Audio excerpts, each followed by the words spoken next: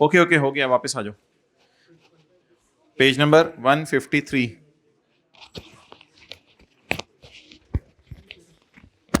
ये जो हमने कल बात की थी फाइनल अकाउंट्स में, ये नहीं समझ सकेंगे आप लोग, इधर ये वाला पहले समझना है, तो फिर बाद में उन्हें समझा दें। अच्छा, ये जो कल हमने बात की थी फाइनल अकाउंट्स के बारे में, तो कार डीलर्स गाड़ियों की सेल कब रिकॉर्ड करते होंगे?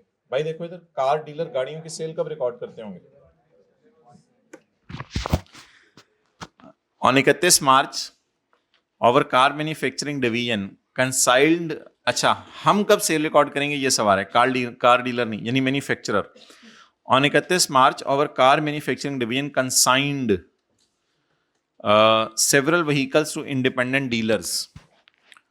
तो मिसाल के तौर पे होंडा वालों ने, परवेज लिमिटेड वैसे नाम है, तो several vehicles to independent dealers for sale to a third party. Usman को बुलाएं। कार डीलर ने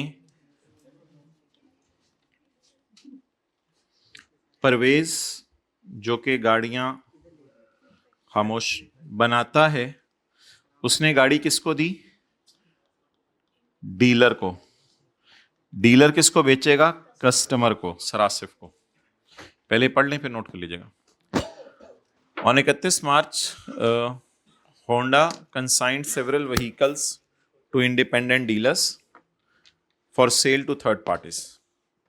the sale price to dealer is list price at the date of sale to third party. अगर गाड़ियां आज बेची हैं तो होंडा अगर प्राइस चेंज करता रहा तो जिस दिन कस्टमर गाड़ी लेने आएगा उस दिन की सेल प्राइस ली जाएगी। और अगर व्हीकल्स ना बिक सकी 6 महीने के अंदर अंदर, तो डीलर के पास ये राइट है कि वो वापस कर देगा व्हीकल मैन्युफैक्चरर को विद इन नेक्स्ट 15 डेज। अगले 15 दिनों में, 6 महीने के एंड के बाद अगले 15 दिनों में वापस कर देगा।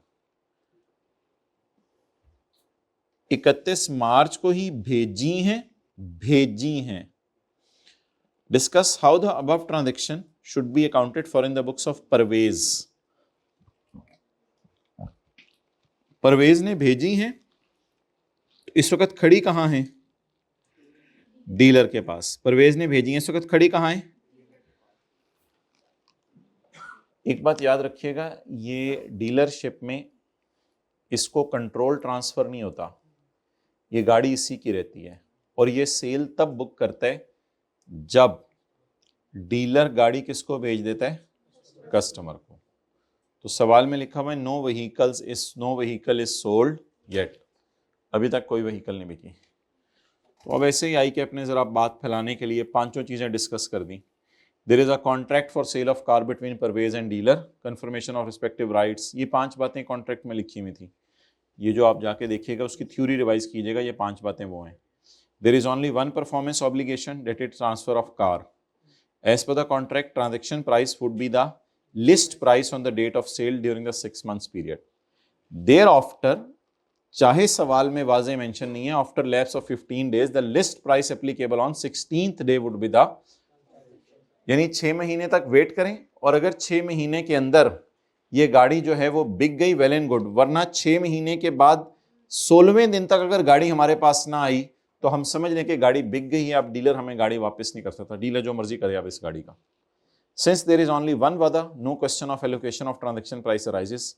असल सवाल ये है कि रेवेन्यू कितना रिकॉर्ड करें। तो भाई रेवेन्यू रिकॉर्ड नहीं करेंगे, रेवेन्यू तब रिकॉर्ड करते जब डीलर आगे गाड़ी बेच देता।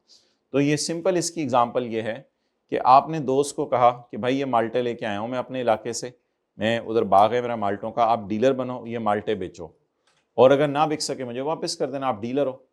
तो जब तक वो माल्टे बेच नहीं सकेगा तब तक आप रेवेन्यू रिकॉर्ड नहीं कर सकेंगे। PL will record revenue upon satisfaction of performance obligation. Now, what is PO? PO would be satisfied once the dealer has sold the car to Sarasif during the 6 months. Thereafter, if dealer does not return the unsold car within 15 days, the performance obligation would be automatically considered as satisfied on 31 March. The vehicles should remain in inventories of PL books of accounts and PL should not record any revenue. PL should not record any revenue. तो वैसे ही इसका नाम उसने consignment cell लिखा हुआ है, बस ये सिंपल सी ट्रांजैक्शन थी। सेल रिकॉर्ड नहीं होनी चाहिए क्योंकि हम सेल तब रिकॉर्ड करेंगे जब डीलर आगे हमारी चीजें बेचेगा। अगर बेच देता तो सेल रिकॉर्ड कर लेते। पॉज करो।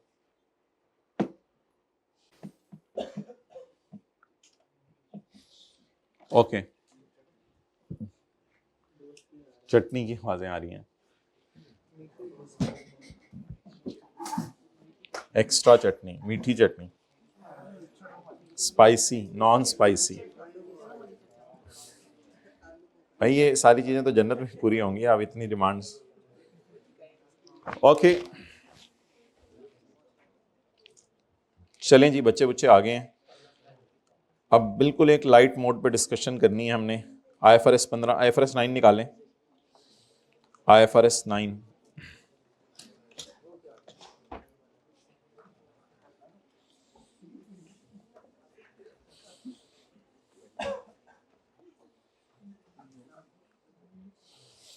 Page number 10, page number 10।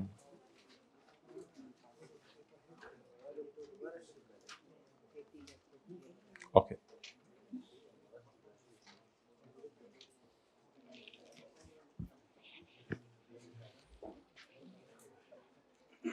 Page number 10।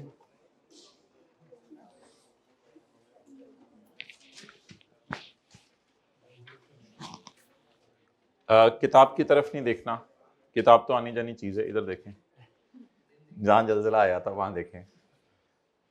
1 जनवरी 11 को मैंने इन्वेस्टमेंट इन डिवेंचर्स कितने की इन्वेस्टमेंट इन डिवेंचर्स 200 की। वो 205 या 12 इस वजह से हो जाता है, आपको पता है कई दफा कमाया वाला ज्यादा होता है, आया वाला कम होता है, तो इस वजह से 205 हो जाता है। ये कभी बढ़ भी सकता है, कभी ज्यादा भी हो सकता है, इसमें कोई हार्ड एंड फास्ट रूल नहीं है। वो क्योंकि ईयर एंड जब बिल्कुल एंड होनी होती है 4-5 साल बाद, तो उस वक्त कोई ना कोई प्रीमियम या डिस्काउंट होता है, उसकी वजह से ये मसला पड़ा रहता है। तो आया कमाया हमारा आपको पता है डिफरेंट रहता है इसमें। यहाँ सिर्फ नजर भी मार लें, कमाया 30 लेकिन आया 25। सब कूपन रेट प्रिंसिपल वगैरह का डाटा हमने नहीं दिया। अब एक ICAP में बस ऐसी MCQ आया था, तो उसके एतबार से डिस्कशन होने लगी है। आप बताएं 205 अगर मेरा 31/12/11 का कैरी डाउन है, तो मोबाइल 205 अगर मेरा 31/12/11 का कैरी डाउन है, तो इसमें से करंट कितने और नॉन करंट कितने? हमारे साल की पेमेंट के नीचे लाइन लगा दें। हमारे साल की पेमेंट के नीचे लाइन लगी। जो 1 साल के अंदर आया वो करंट, जो 1 साल के बाद आया वो आया क्या उल्टा बढ़ गया है? उल्टा बढ़ गया। मादरत भाई आपके बारे में मैंने गुमान किया था, चले गए, आपने सीट बदल लिया। अच्छा अब मुझे आप ये बताएं कि लीज में ये मसला नहीं था, पता नहीं मोबाइल पे कंसंट्रेट करके देख रहे होते हैं, लीज में ये मसला नहीं था। लीज रिसीवेबल था या पेएबल था? हमेशा कम होता था, इसलिए उधर हमारे साल की पेमेंट के नीचे लाइन लगाते थे, अगले साल वाला करंट बाकी सारा। इधर एक मसला है, मसले के लिए आंखें इधर करनी पड़ेंगी। मसला क्या है? हमारे साल के एंड पे रिसीवेबल कितना है? रिसीवेबल इन्वेस्टमेंट इन डिबेंचर्स, हमारे साल के एंड पे रिसीवेबल कितना है? ये रिसीवेबल 205 से बढ़ के कितना हो गया है? तो कुछ रिसीव हुआ, उल्टा बढ़ गया, तो फिर 205 को ही नॉन करंट में शो कर दें, इसका करंट पोर्शन 0 है। ऐसा कब किया करेंगे? जब कभी ये फिगर इससे ज्यादा होगी। लेकिन अगर अगला सवाल हम करेंगे तो उसमें ये फिगर ज्यादा है और ये कम है, क्योंकि कमाया है 18 और आया है 25, तो सॉर्ट ऑफ कुछ आ भी गया है, तो इस वजह से ये थोड़ा क्या हो गया, कम हो गया। तो सादा सी बात, बस आप इन घुमाइयों फिराइयों में ना पढ़ने हैं, आप लोग बस सादा सी बात मुझे बताएं, 31/12/11 की पेमेंट के नीचे लाइन लगा के बताएं कैरेड डाउन रिसीवेबल कितना है? 205 में से रिसीव कितना, 205 का कैरेड डाउन कितने पे चला गया अगले साल? तो कैरेड डाउन कोई रिसीव हुआ या उल्टा बढ़ गया? तो बस कैरेड डाउन 205 से ऊपर नहीं उठाना आपने, कैरेड डाउन 205 ही है, क्योंकि 3 एंट्रीज हुई हैं, 3 एंट्रीज हुई हैं, जिसकी वजह से कैरी डाउन 205 की है। Investment debit cash credit, investment debit interest income credit और कैश डेबिट इन्वेस्टमेंट क्रेडिट, ये 3 एंट्रीज हुई हैं। लेकिन आप लोगों ने अब इसको नहीं देखना, इधर लाइन लगा के बताएं 205 का कैरेट डाउन बढ़ के कितना हो गया। तो कोई कैरेट डाउन कम हुआ या उल्टा बढ़ गया। लीज में हमेशा बढ़ता था क्योंकि लेसी पे कर रहा होता था, लेसी रिसीव कर रहा होता था, लीज में हमेशा कम होता था, लेकिन इधर अनलकीली बढ़ रहे। तो आराम से नॉन करंट में शो कर दीजिएगा और करंट में 0। But let's change it a little bit, change the story, what ever the story is here, it doesn't matter. आप हमारे साल की पेमेंट के नीचे क्या लगाएं, लाइन लगाएं। रिसीवेबल कितना, इन्वेस्टमेंट इन डिबेंचर, एफएल होता तो भी यही होना था, फाइनेंशियल लायबिलिटी होती। रिसीवेबल कितने, 195 बढ़ गया या कम हो गया, तो इसका मतलब है कुछ रिसीवेबल तो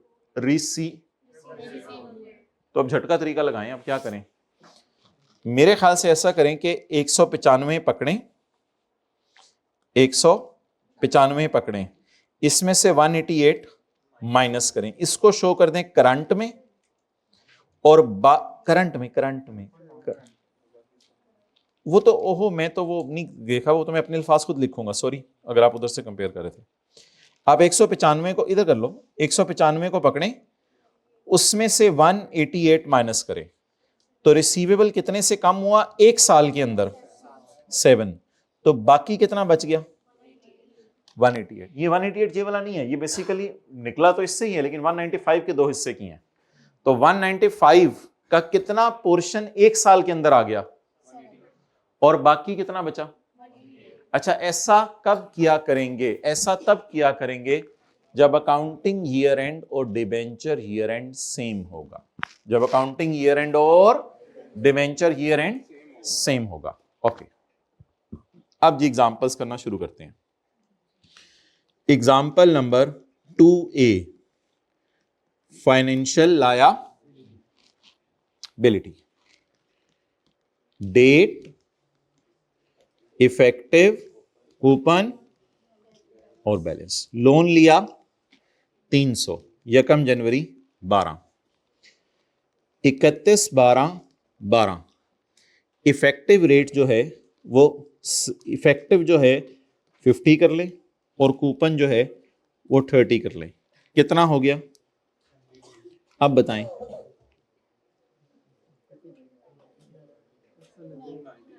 290। अगला साल 31/12/13, इफेक्टिव चले आप लोग जो है वो अब 18 कर लें, इसको फिक्स रखें 30, बताएं 278।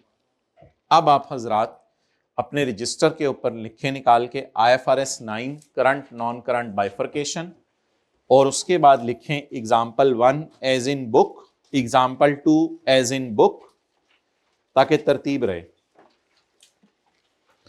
अपने रजिस्टर पर इस तरह लिख लें, example 1 as in book, example 2 as in book, ये एग्जाम्पल 2A भी डाल देना भाई किताब में, और उसके आगे लिखें एग्जाम्पल 2A। आप जी इसको करंट नॉन करंट अलग अलग कर दें, 31/12/12 का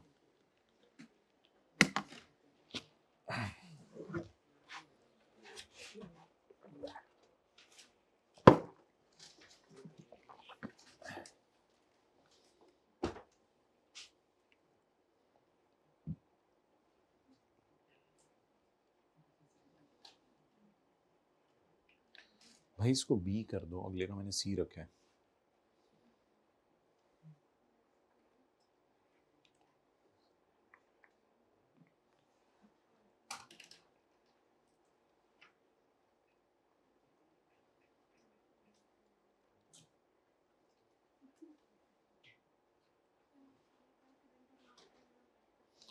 जी करंट और नॉन करंट में बाइफरकेट करें।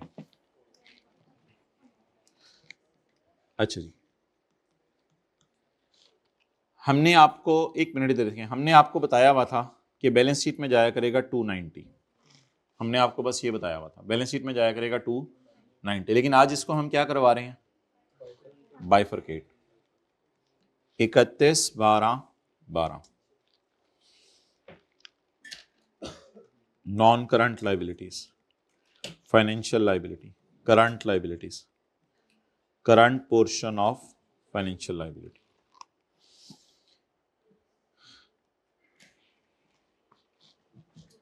एक थोड़ी सी एहतियात रखिएगा, जब अकाउंटिंग ईयर एंड और लोन ईयर एंड मैच कर जाए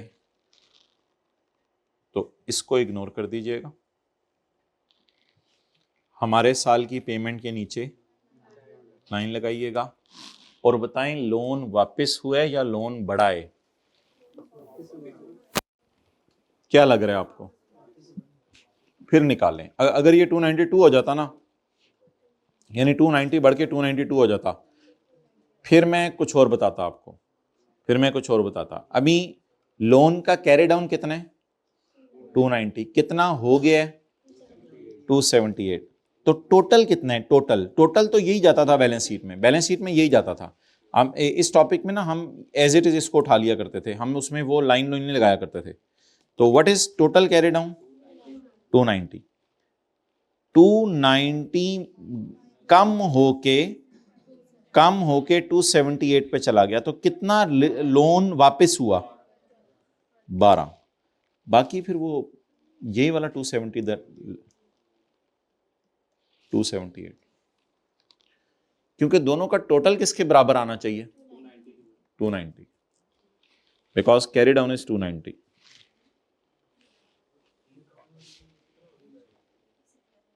टी काउंट में याद रखना, कभी भी बाइफरकेशन नहीं होती करंट और नॉन करंट की।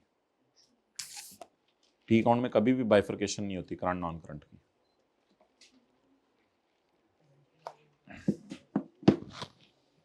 Okay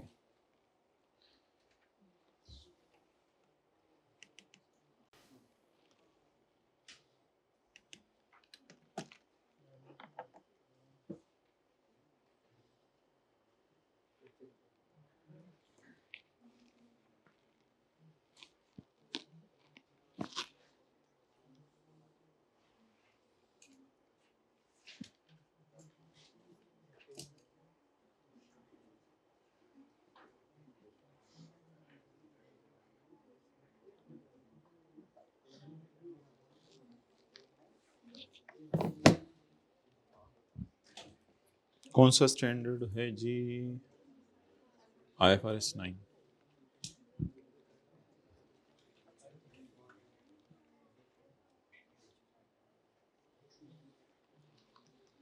example number 2B, financial asset.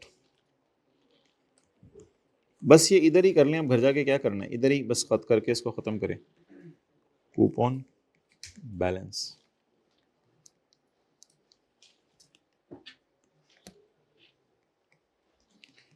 यकम जनवरी 21, 31/12/21।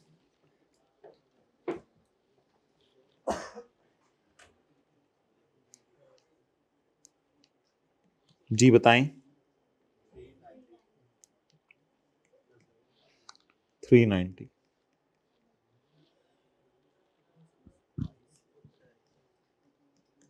जी अपने से बना रहे हैं। चलें जी, फाइनेंशियल एसेट है ये, डिवेंचर्स। 31/12/21 की बैलेंस शीट बनाएं।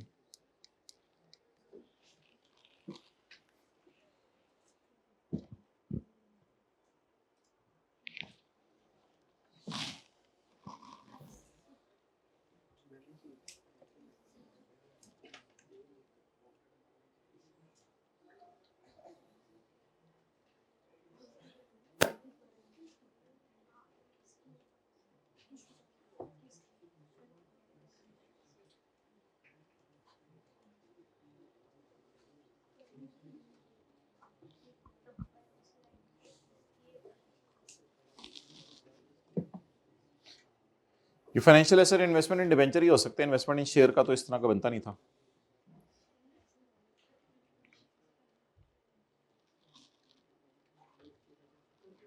जब कभी अकाउंटिंग ईयर एंड और डिवेंचर ईयर एंड सेम हो तो इसको इग्नोर कर दीजिएगा। फिर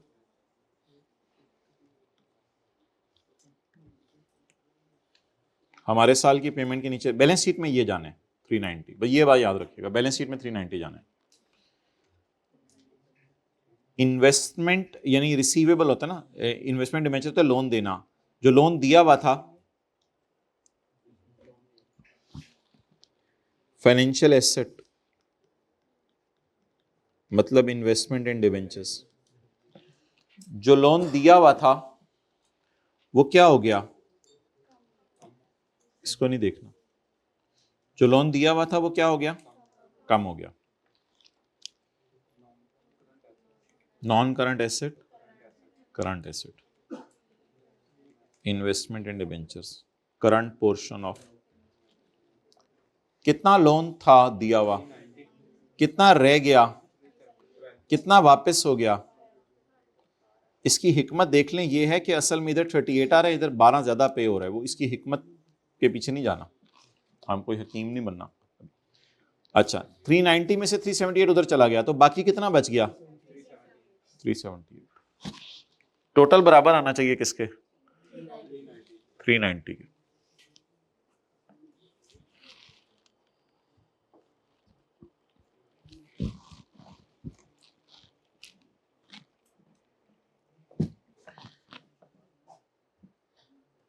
लेकिन जब कभी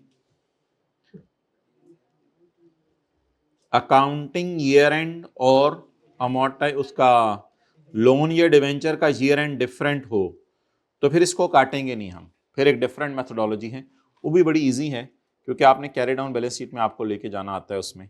अच्छा पहला सिनेरियो की मैंने रिवीजन नहीं कराई क्योंकि वो आसान था।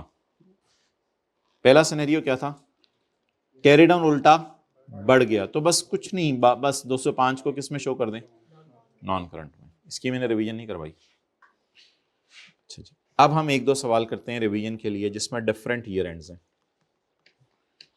डिफरेंट ईयर एंड एंड चलें छोड़ें, लिखने की जरूरत नहीं है। एग्जाम्पल नंबर 2C,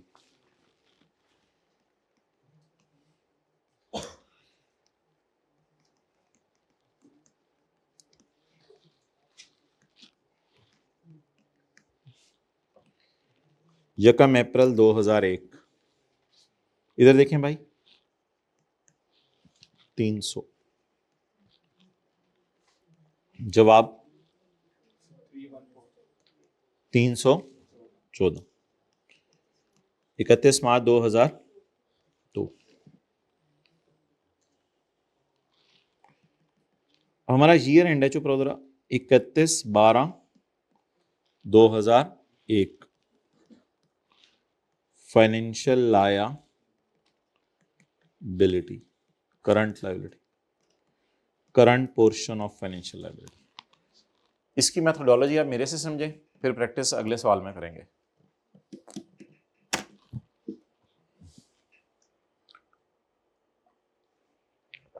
पहले कोई अच्छा क्लास में बता दे कि अल्लाह आपका भला करे कि बैलेंस शीट में कैरी डाउन जाना कितना है, टोटल की मैं टोटल बात कर रहा हूं, मैं करंट नॉन करंट की बात नहीं करना। पॉज करो।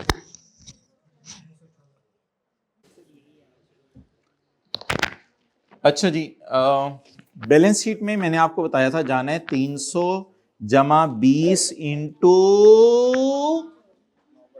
जल्दी बताएं, बी कॉन्फिडेंट, एक्सेलेंट, 300 जमा 20 इंटू 9 बटा, जिसको भूला हुआ वो एंट्रीज कर ले, cash debit financial liability credit 300 से, और 20 इंटू 9 बटा, भाई 3/12 नहीं करना होता, फिंगर था मैं प्रो, कितने महीने का इंटरेस्ट हमारे 2001 में बुक होना है 9 मंथ्स का, तो into 9/12।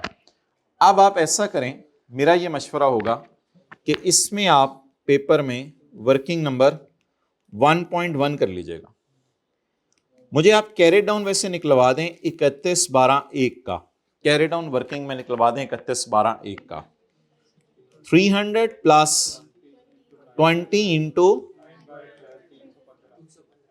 315, 315 is carried down, 315 is, एक मिनट होल्ड ऑन, अब आपने कुछ छुपाना नहीं है, अब आप बड़े हो गए हैं, अब कुछ छुपाना नहीं है। घर वाले पहले आपसे चीजें छुपाते थे, अब नहीं छुपाते, तो खा जाते थे ना आप चीजें। अब आपने कुछ छुपाना नहीं है, 20 और 6 पे कोई लाइन नहीं लगानी, आपने सिंपल एक काम करना है। काम देखिएगा जरा, 315 माइनस 6 को इधर डाल देना है, और उसमें सॉरी अल्लाह आपका भला करे, 6 को इधर डाल देना, 6 को इधर डाल देना, और 315 माइनस 6 को इधर डाल देना है। बोले 309। इसमें जरा इस तरह घुमाई फिराई चलनी है कि कितना के एक साल के अंदर मिल जाने, वो बताइए ना जल्दी। मैं खड़ा कहां हूं क्लास में, 31/12/1 जहां ज़लज़ला आया था, ये 31/12/1 मैं खड़ा कहां हूं, 31/12/1। 3 महीने के अंदर अंदर कितना मिल जाने, जल्दी बोले, 3 महीने के अंदर अंदर कितना मिल जाने, और इस साल में और कुछ नहीं मिलना, बाकी अगले साल मिलना है, ये भी याद रखिएगा। 3 महीने के अंदर कितना कितना मिल जाने, जो 3 महीने के अंदर मिलने उसको डाल दें करंट में, और टोटल तो डिसाइड हो चुका है। टोटल ये नहीं है 314, टोटल ये डिसाइड हो चुका है, टोटल ये नहीं उठा सकते। टोटल है 300 जमा 20 into total minus current is equal to, तो सारी गेम इसमें होती है टोटल निकालने की। इसमें टोटल निकालना आपके लिए एक चैलेंज होगा, बाकी तो आसान है। इसमें आप 6 पे नजर रखनी है, इसकी प्रैक्टिस करते हैं आप।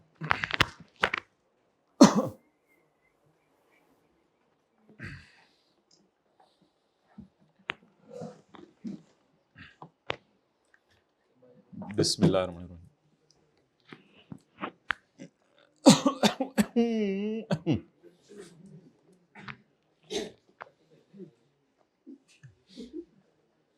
चाइनीज जबान सीख लें, चाइना वालों के ट्रांसलेटर बड़ी मुश्किल से मिलते हैं।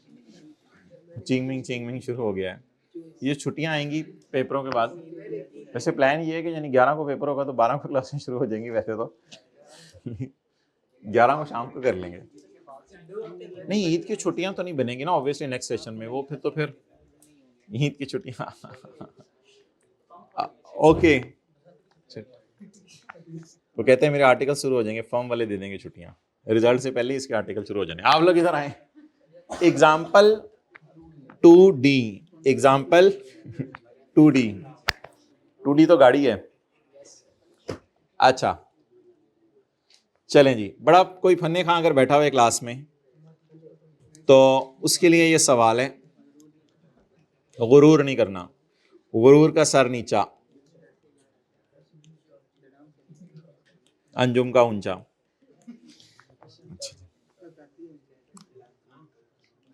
यकम नवंबर 2016, 600 रुपया। ये वैसे ऐसे शुरू होता था, issue price minus transaction cost, ये 600 रुपये ऐसे आता होता था अमोटाइज कॉस्ट में। पता नहीं आपको क्या क्या पता है, आपको खुद नहीं पता आपको क्या क्या पता है। अच्छा जी, अब बता दें साल का पूरा होगा 31 अक्टूबर 17, 31 अक्टूबर 17, 60/40। चलें जी, नहीं छोड़ें उसको, बस मुझे 30/17 की बना दें, करंट नॉन करंट अलग अलग। 30/17 का ईयर एंड है, सही है, बिल्कुल सही है।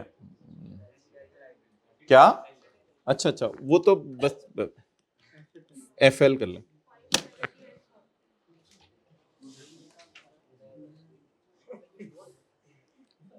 You're not supposed to do comments.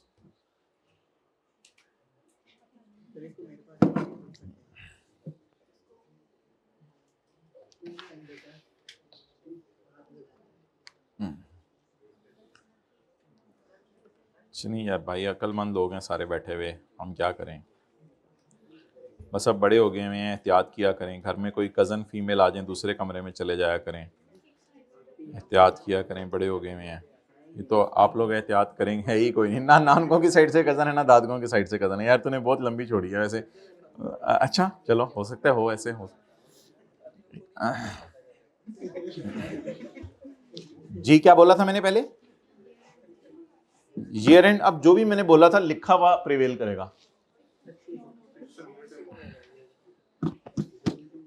31 number 16 तो नहीं बोला मैंने। अच्छा जी, मुझे ये बताएं, वर्किंग 1.1 इधर करनी पड़ेगी। What is carry down on 30 June 17? 660 into, अच्छा एंट्रीज करें ना आप एंट्रीज करें। अगर एफएल की एंट्रीज भूली हुई है, एफएल की एंट्रीज भी cash debit financial liability credit. जब 30 जून 17 को मेरा ईयर एंड होगा तो मैं क्या करूंगा, 30 जून 17 को मेरा ईयर एंड होगा तो मैं क्या करूंगा, 60 इंटू 8/12 इज इक्वल टू, ये आप ट्रस्ट कर लें मेरे पे कि ये है कैरी डाउन। ये क्या है, कैरी डाउन। अब इस कैरी डाउन में से आप, अजीब सा बन जाएगा वो, 600 आ जाएगा। ऐसे थोड़ा सा ना ऐसे जरा थोड़ा सा चेंज कर लें, इसको 90 कर लें। 90 नहीं वो कर लो कोई नहीं, सवाल का सोल्यूशन बदल जाए। ऐसे अजीब अजीब सी फिक्रें लग रही थी, अच्छी नहीं लग रही थी, सॉरी। वो 90 कर लें, क्वेश्चन तो आराम से बदल जाएगा, सोल्यूशन में शायद कटिंग करनी पड़े। अब मुझे बताएं 640 में से, अब इसमें नई मेथोडोलॉजी है, इसमें बिल्कुल 640 में से 90 को कहां डाल दें, करंट में, और बाकी सारा नॉन करंट। करंट लायबिलिटीज कितना, 90, और नॉन करंट में ये वाला 640 माइनस 90 इज इक्वल टू, जवाब टोटल कितना आ गया, 640।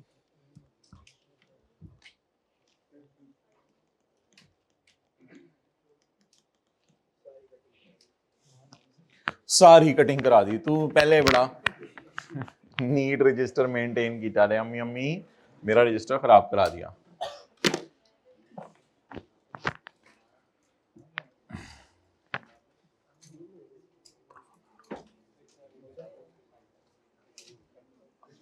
अपने खानदान में पुरवकार होकर जिंदगी गुजारिएगा, पुरवकार। पुरवकार की क्या डेफिनेशन है,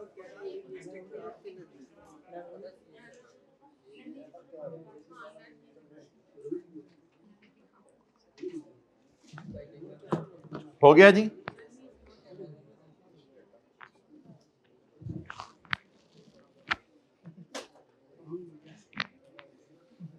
हाइब्रिड में पहली रो में मोबाइल छोड़ के काम करते हैं। हम आते हैं इस एग्जाम्पल 3 को काट दें, अब करें माय डियर एग्जाम्पल 4। लें जी एग्जाम्पल 4 करें।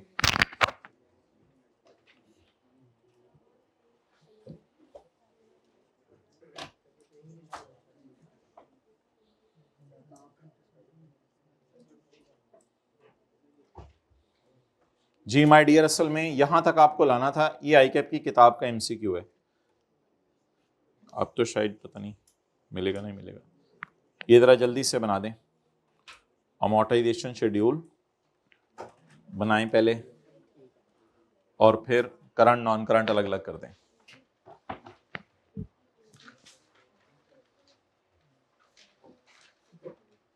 पहले अमोर्टाइजेशन शेड्यूल बना लें, सर पे खुरक बाद में करनी है।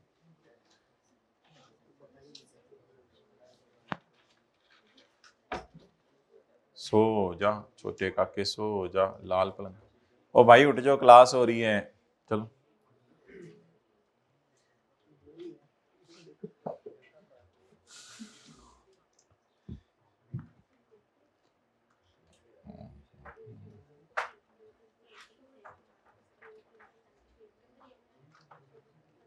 अच्छा फिलहाल करंट नॉन करंट के चक्कर में ना पड़े, फिलहाल बस IFRS 9 का सवाल समझ के अमोर्टाइजेशन शेड्यूल तो बनाए ना।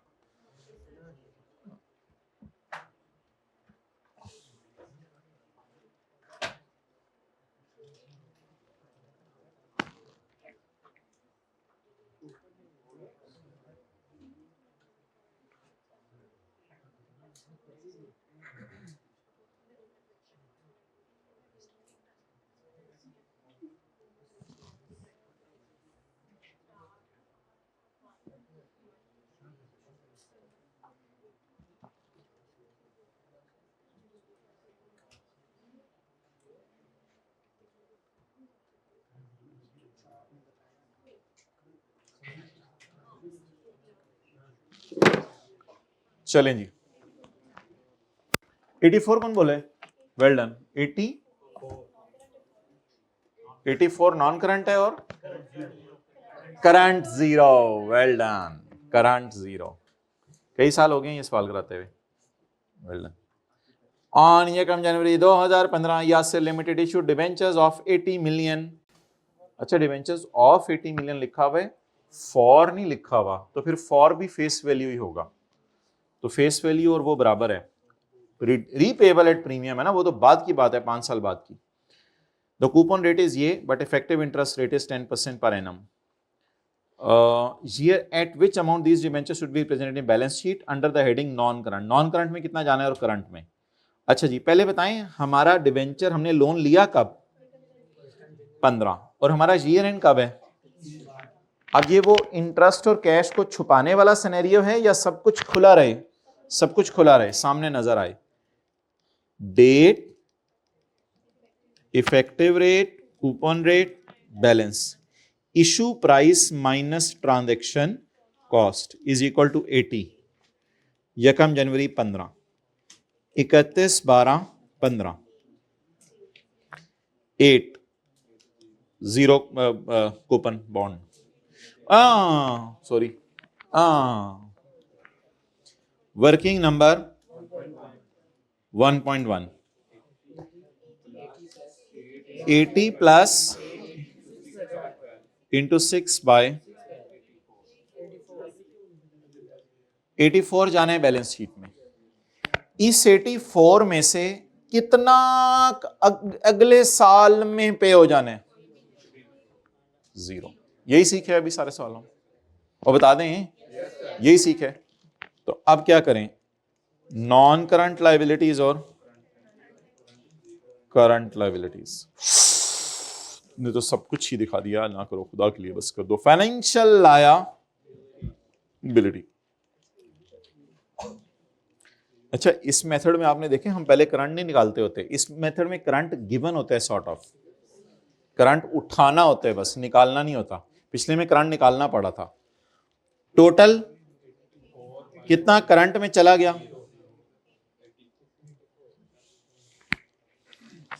डन। ये था जी कॉन्सेप्ट। अब अपना टाइम जाया करना है तो एक एग्जांपल और कर लें। एग्जांपल 3। हाँ जी, बताएं इसमें क्या मसला आ रहा है, नोट करनी है। अच्छा चलें, अब एग्जांपल 4A कर लें, ताकि फिर उसके बाद जो है वो एग्जांपल 4A कर लें, ऐसी टाइम्स आया।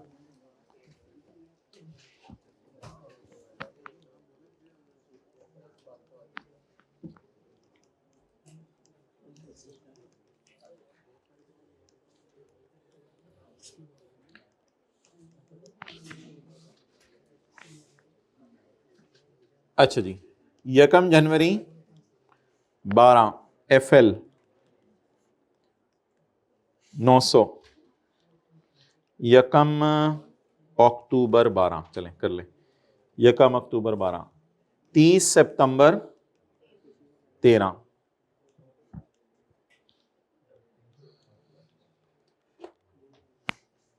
चलें जी बनाएं, 31 दिसंबर 12,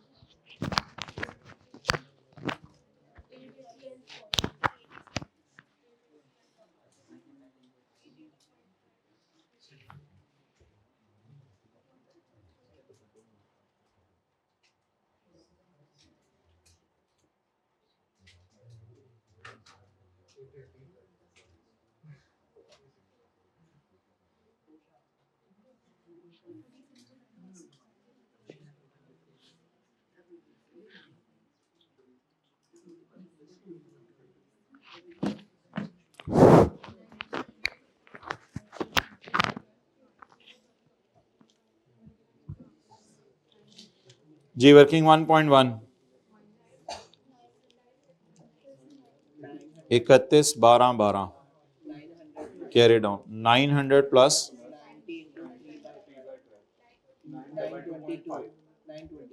920 ठीक है 923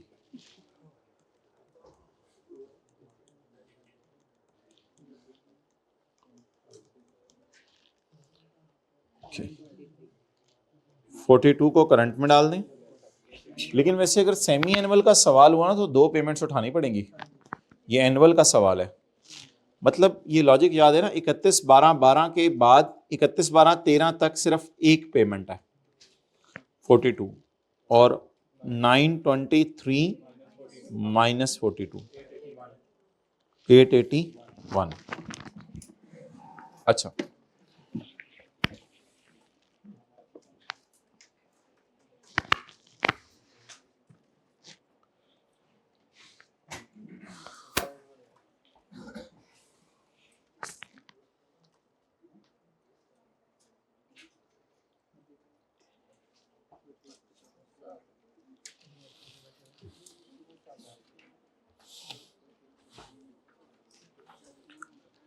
मंडे को हम कोशिश करेंगे सस्टेनेबिलिटी और ईपीएस को साथ साथ चलाना शुरू कर दें। जिस तरह हम वो थ्योरी चलाते थे फाइनल अकाउंट की और बाद में दूसरी चीज़ें करते थे, तो पहले आधा घंटा सस्टेनेबिलिटी कर लिया करेंगे और फिर 1.5 घंटा जो है वो ईपीएस कर लिया करेंगे। लेकिन बज़ाहिर अब यही लग रहा है कि सुबह शाम ही दोनों टाइम करना पड़ेगा, क्योंकि होमवर्क तो देना नहीं, तो ऑडिट की क्लास के बाद आपको बुलाना पड़ेगा अगले पूरे 6 दिन। बट डिस्काउंट करके चलो कम से कम 5 दिन हो जाएंगे, या ज़्यादा डिस्काउंट की आप लोगों ने कहा तो 4 दिन कर देंगे, उससे ज़्यादा शायद डिस्काउंट एक्सेप्टेबल नहीं होगा।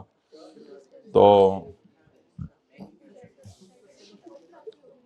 सैटरडे को इंशाल्लाह वो हम अपनी नॉर्म से नहीं हटने की कोशिश करेंगे। ये मेरी पूरी कोशिश है कि सैटरडे को हम अपनी नॉर्म से ना हटें। वो जैसे आप लोग मशवरा दे रहे हैं कि बिल्कुल हमें बस किसी तरह फारग कर दें, क्योंकि हम फारग हो गए हैं इस वक्त। अच्छा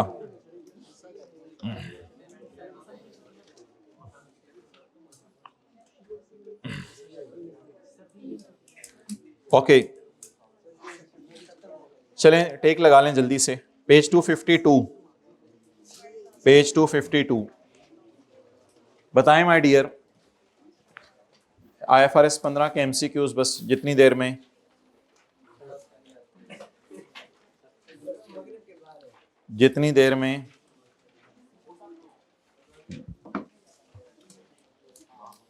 जिन्होंने कर ली है वो MCQ 39 भी कर लें,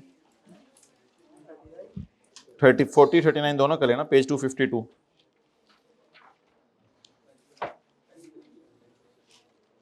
वेल डन। जिन्होंने कर लिया वो 38 करें आप।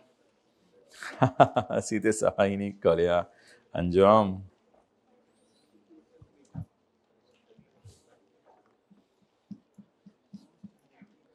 अच्छा पता है होता क्या है, हर टॉपिक के एंड पे ना कोई इक्का दुक्का ऐसे सवाल होते हैं रखे होते हैं, हालांकि पूरे पेपर में ओवरऑल लेके चलें तो बहुत से आसान सवाल भी आए होते हैं, तो वो जब वो एंड पे किसी टॉपिक के आते हैं ना तो बच्चा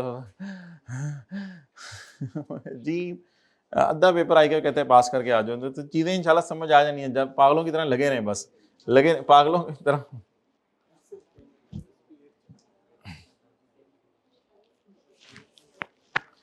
जी भाई 40 का बताएं। A manufacturing company enters into a contract where the price adjustments depend on customer satisfaction rating. इस कॉन्सेप्ट का हमने नाम पढ़ा था वेरिएबल कॉन्सिडरेशन, यानी कि कस्टमर हो सकता है पेनल्टी लगा दे, हो सकता है bonus they they. How should this B accounted for? Record revenue at full नहीं, फुल कॉन्ट्रैक्ट प्राइस पे हम रिकॉर्ड नहीं कर सकते। वजह यह है कि वो कस्टमर रेटिंग पर डिपेंड करता है, बाद में फुल पैसे मिले या कम पैसे मिले। हाँ मोस्ट लाइकली हमने और एक्सपेक्टेड वैल्यू 2 मेथड पढ़े थे, तो बस मोस्ट लाइकली अब लिख देंगे। और कौन सा है? रिकॉग्नाइज रेवेन्यू कम से कम प्राइस पे, नहीं इतना भी पागल नहीं होना कि कम से कम प्राइस पे। और record revenue to the extent cost, नहीं ऐसी तो कोई बात है ही नहीं, हमने पढ़ी नहीं। रेवेन्यू उतना रिकॉर्ड करें जितनी कॉस्ट है, ऐसा तो शायद कोई कॉन्सेप्ट नहीं हमने पढ़ा अभी तक। 39 डी, ये सारे घर से करके आए हैं आप लोग। अच्छा, which of the following is not a factor to consider when determining whether a promised good or service is distinct and should be treated as a separate wada? The customer can benefit from on its own or together with others. The promise to transfer the good is separately identifiable from other promises. हाँ, the entity regularly sells the goods to other customer separately, हाँ, the good is minor component of overall contract and does not, अपने छिक्के देखें कैसे कैसी छिकते बातें जो जिंदगी में नहीं पढ़ी होती। चलें आगे चलें।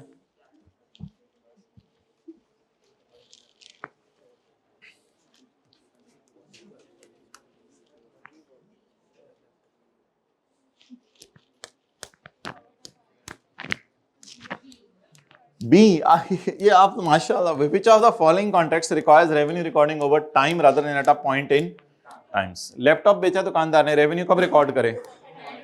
Point in time. A contract to build a custom warehouse, वैसे कस्टम वेयर हाउस अगर आप कहो तो स्पेशलाइज्ड एसेट है, आगे वैसे लिखा होना चाहिए था कि इन्फोर्सेबल राइट है पेमेंट का, लेकिन चलें चलें आगे पढ़ें। Contract between manufacturer and retailer for supply of goods. Retailer तो ये देखें, मैन्युफैक्चरर रिटेलर को हमेशा बना के ही चीज देता है, वो रिटेलर की कभी नहीं उसके प्रेमिसेस में साथ साथ होती रहती। और sale of finish goods within a return policy, finish goods बेची हैं और अगर पसंद ना आई तो वापस आ जाएंगी, तो ये ओवर टाइम से तो इस बात का बिल्कुल ही कोई ताल्लुक नहीं। ये है कि रेवेन्यू या रिकॉर्ड करें या ना करें। तो sale of finish goods with right of return policy का मतलब है कि अंदाजा लगा लिया करें, हमने कहा था कि कितनी चीजें वापस आनी है, बल्ब वाली एग्जांपल। तो इसमें कुछ और डिस्कशन थी कि सेल और रिफंड लायबिलिटी रिकॉर्ड करें, ये तो नहीं थी कि ओवर टाइम रिकॉर्ड करें। तो आज आके फिर मजबूरी में यही बचता है, अधूरी बात थी लेकिन अब क्या करें। अगला पढ़ें, चलें बाकियों को पढ़ने में।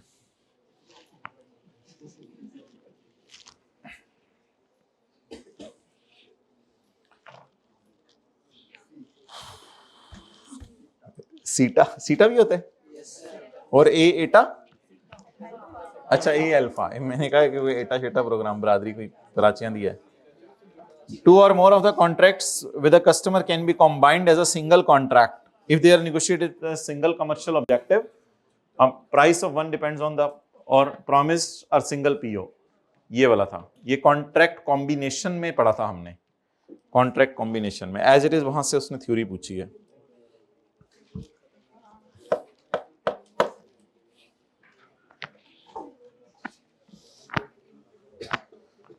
भाई रेवेन्यू रिकॉर्ड करें, कैश रिकॉर्ड करें, फिर बैलेंसिंग देखें क्या आना है जल्दी से।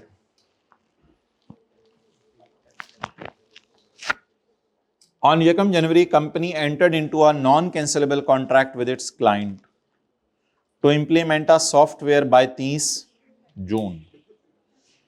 As per the contract, client was required to pay 10% advance on 31 जनवरी। 31 जनवरी को उसने एडवांस पे करना था, but the client paid the advance on 15 फरवरी। अच्छा ये ना एक थोड़ी सी ना डिस्कशन है, इसको जरा अटेंटिवली सुन लें, ये इंपॉर्टेंट बात है। As per the contract he was required to pay 10% advance and contract is non cancellable. जिस दिन रिक्वायर्ड टू पे लिख दे या you have unconditional right to receive लिख दे। पिछले सवालों में ना ज्यादा वाजे लिखा होता था, पिछले सवालों में लिखा होता था अनकंडीशनल राइट। अनकंडीशनल राइट कब एस्टेब्लिश हो गया है? 31 जनवरी को। और कॉन्ट्रैक्ट बता दें, ये बिलावल वाला सिनेरियो है, कॉन्ट्रैक्ट बता दें क्या है। अगर नॉन कैंसलेबल में he is required to pay, then you have the right to demand दो ही इज पेइंग लेट। और इस कॉन्ट्रैक्ट्स में होता ही है कि आपका राइट टू पेमेंट एस्टेब्लिश पहले हो जाता है, पेमेंट वो बाद में। अगर पेमेंट भी इसी दिन कर देता फिर तो कैश डेबिट हो जाना था। तो वो जो सवाल हमने पढ़े थे ना, उनमें ये लिखा हुआ था, वो सवाल ये था, good sold 28 Feb, cash receive मिसाल के तौर पे 15 Feb, you have unconditional right to receive money on 12 Feb. इसमें 12 फेब की जगह उसने लिखा हुआ है, अनकंडीशनल राइट की जगह ही इज रिक्वायर्ड टू पे बट ही पेड लेट। तो ही इज रिक्वायर्ड टू पे का मतलब है मैं उससे मुंह खोल के, जबान में नहीं मुंह खोल के पैसे मांग सकता हूं। तो ये एक छोटी सी चीज है, इसको जरा नोट कर लें। आप बता दें क्या एंट्रीज होंगी। Receivable debit, contract liability, credit. लिखें उर्दू में। इससे पहले के सवालों में 31 जनवरी को लिखा होता था वी हैव अनकंडीशनल राइट, बड़ा बड़ा करके लिखें। इससे पहले के सवालों में थोड़ा सा ये टेढ़ा था सवाल। इससे पहले के सवालों में 31 जनवरी को लिखा होता था यू हैव अनकंडीशनल राइट, लेकिन अल्लाह का शुक्र है ये आगे एमसीक्यू में तो प्रॉपर सवाल में भी आएगा। तो अगर कभी लफ्ज आ जाए ना यू आर रिक्वायर्ड टू पे, तो उस दिन डेटर डेबिट कर लीजिएगा। यू आर रिक्वायर्ड टू पे मतलब मैं जबान खोल के पैसे मांग सकता हूं अगले से। अब वो चलते चलते अच्छा भला काम चला होता है, एक टेढ़ी चीज आती है, कुछ आती हैं हल्की फुल्की आती हैं, हर जगह आती हैं, उसकी वजह से क्यों परेशान होना है उन्हें।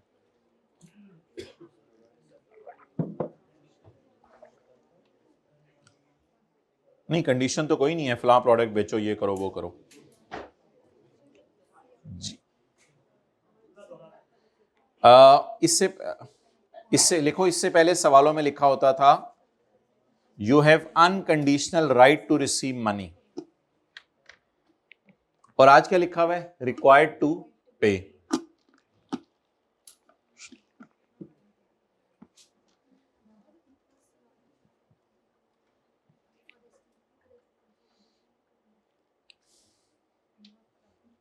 अच्छा ये तो आसान सा है, ये देखिए मुफ्त प्रोग्राम चल रहा होता है साथ साथ आई कैप का।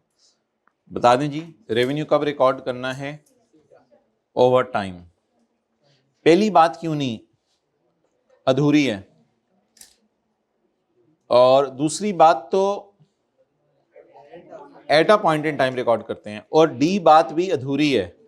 तो एमसीक्यू में इस तरह नहीं करना डी और ए मिला के अब सही हुआ है, मतलब ए भी अधूरी बात है, डी भी अधूरी बात है, और सी पूरी बात है। ओके जी, ये बताएं जी 33 पढ़ें।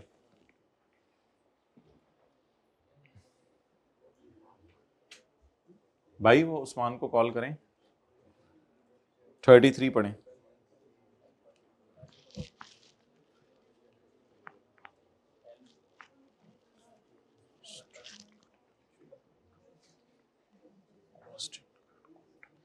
कॉन्ट्रैक्ट कॉस्ट भाई आज पढ़ी तो हैं, contract costs in relation to a contract with a customer, cost to obtain, cost to fulfil, cost to obtain समझ लें। आप बताएं recognise as an expense when incurred. अच्छा चलो आगे, recognise as an asset if they relate to a performance obligation which has been satisfied. Recognize as an asset if they relate to, ये मैं इसकी तरफ आता हूं, recognize as an asset if they are not expected to be recovered. Recognize as an asset if they relate to a performance obligation which has not yet been satisfied. मोहतरम बेहतरीन जवाब है आपका कि ए सही है, लेकिन हमें ये नापसंद है ए पढ़ के लग रहा है कि कॉन्ट्रैक्ट कॉस्ट चाहे इंक्रीमेंटल है चाहे नॉन इंक्रीमेंटल है सब एक्सपेंस में जाएंगी। ये बात तो गलत है, उसने बताया नहीं वहां इंक्रीमेंटल है या नॉट इंक्रीमेंटल है, उसने बताया कॉस्ट टू ऑब्टेन वाली में कॉस्ट टू ऑब्टेन ही होंगी, क्योंकि कॉस्ट टू फुलफिल हमारे सिलेबस में नहीं है।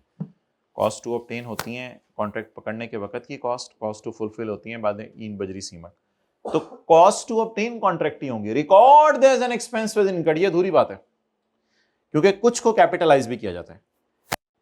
रिकॉर्ड एज एन एसेट अगर रेवेन्यू रिकॉर्ड हो चुका है ये तो तब तो एक्सपेंस में जाता है। ये जो ढकी छुपी बात उसने लिखी भी है, कहते हैं पीओ सेटिस्फाई हो गया।